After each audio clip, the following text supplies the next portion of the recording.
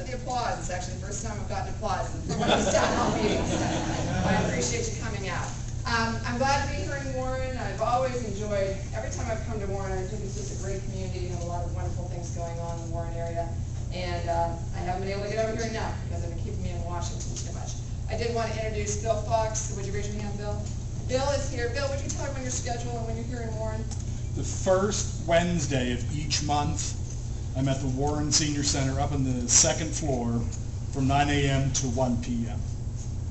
So if anybody ever has a federal issue that you need to talk about, you know, Medicare, Social Security, veterans, passports, and a whole host of other federal issues that can be out there, please feel free to join Bill at the Senior Center, and he will hopefully help you. And obviously, you can always do it by mail or email, phone call into the Erie office. And if anybody needs Bill's card, you've got some cards with you, I'm assuming. So anyway, you can get Bill's card before you leave and talk to Bill about any other issues. The one at 800 West Pennsylvania Avenue. Yes, the one on Pennsylvania Avenue, yes. So we were just over there, and so that's why I was just a couple minutes late. We took a walk with some seniors and had a little bit of a discussion about some issues that were important to them. And here now with you, and hopefully we'll have a good discussion going forward. We are going to talk about health care because that seems to be an issue everybody wants to talk about. My husband did say to me, have you talked about anything else since you've been home in August? I said, not really. It's pretty much been health care all the time. But I think that's a good thing, and I think it's a great process we're going through right now. This is the bill, 3200, that you hear about in the House. But just a little civics lesson. This is the bill on the House side. It's gone through 3 committees. Energy and Commerce, Education, Labor, and Ways and Means, and passed out of those 3 committees with amendments. So what is in this writing in my hand has actually already changed somewhat from amendments in those committees. We do have the language for that too. And then there are 2 bills on the Senate side. There is one called the Health Bill, and the other one coming out of the Finance Committee on the Senate side, which has not come out of that committee yet. Nobody's in Washington working right now, so when you hear that there's changes to the bill right now, there really aren't, because we're all back home. Nobody's down there. And so we are all back in our districts talking to the constituents. At least I am, and I think it's very important to do that. I've had about 10 of these town hall meetings throughout the district, and it was something I really wanted to do, and I fought hard, as many others did, to slow the process down. Did not want to vote for the bill in July. This came out July 14th. We were leaving there at the end of the month. Felt that it wasn't enough time to truly understand the bill, to really research all the different parts of it, and then also to come back and talk to our constituents. And they've been pretty much keeping me in Washington Monday through Friday. I come home every weekend, but it leaves me basically Saturday, and I try to have Sunday for my family. So it doesn't leave me a whole lot of time to get out and talk to the constituents. This has been great, this August district work period. I've been everywhere. I continue tomorrow. I'm down to Armstrong County and Katanning, and then I'll have hit every county in my district, and so I think it's important that I do that. First of all, people say, have you read it? I always like to, how can you read 1,000 pages? I always like to show people that it is big print and it's double-spaced. So when it says 1,000 pages, when you hear that a bill is 1,000 pages, it's something that we can read, we should read, and I do read it. And in fact, if I couldn't read it, then I shouldn't be your Congresswoman. So it is important to understand the legislation in front of us. With that being said, I wanted to address a couple of things that have been on the news that I think should be addressed. First of all, when I was running for Congress, everywhere I went, people kept saying, coming up to a health care issue. Whether it be a small business owner who was really struggling to continue to offer health care coverage to their employees or had dropped it because they could not afford it. Whether it was a larger corporation who talked about their inability to be competitive in a world market because of their health care costs.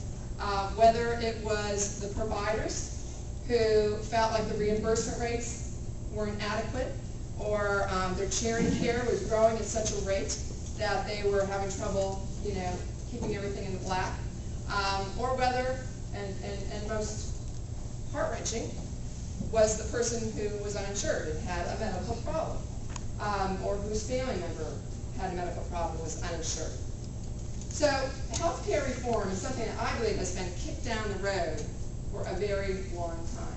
We've been talking about it certainly since the early 90s, but really we've been talking about it for much longer. And it's a political nightmare, as you can see. I mean, you've seen it on the news. You know, people worry about what this is going to do for the next election. And I say it's time to do something for the American people. Amen. Something we're going to do.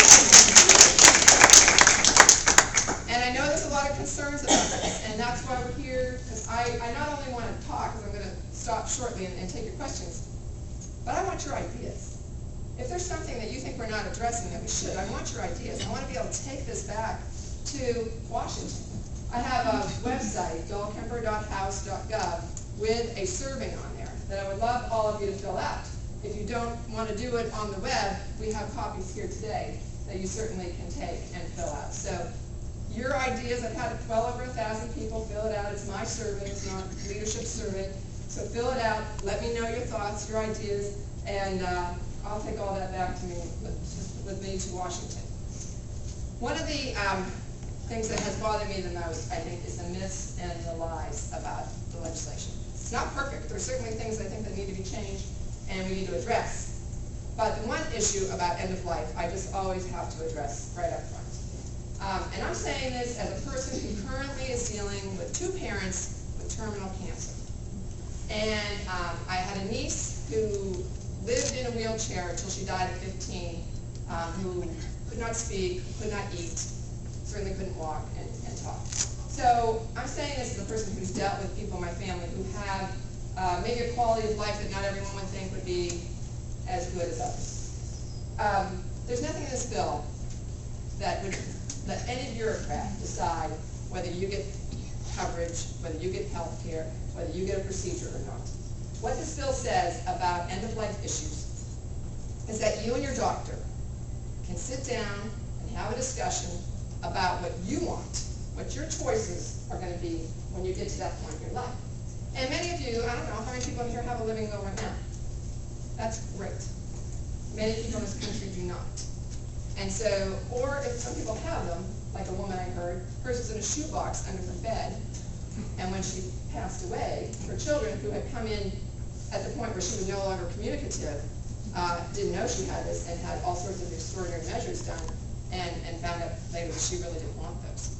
So this is what we're trying to prevent, is that things are done to you that you don't want done. Or if you want everything done, then your family knows that too. So it brings the conversation into a place that's safer with you and your doctor, and I think less emotional than when you have an end-of-life issue going on in family, spouse, children have to make that decision. That's what's in here about end-of-life.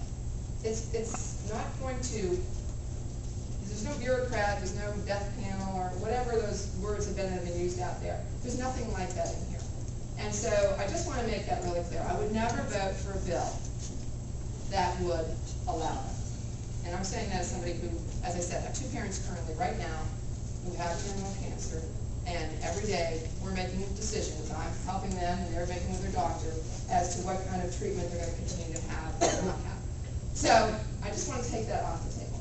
But I do want to open it up to questions, and I think as I talk and answer your questions, we'll get into a lot of the other specific issues in the bill that people want to ask about. So what I'm going to do is have you just raise your hand, and I'm going to try to mix it up across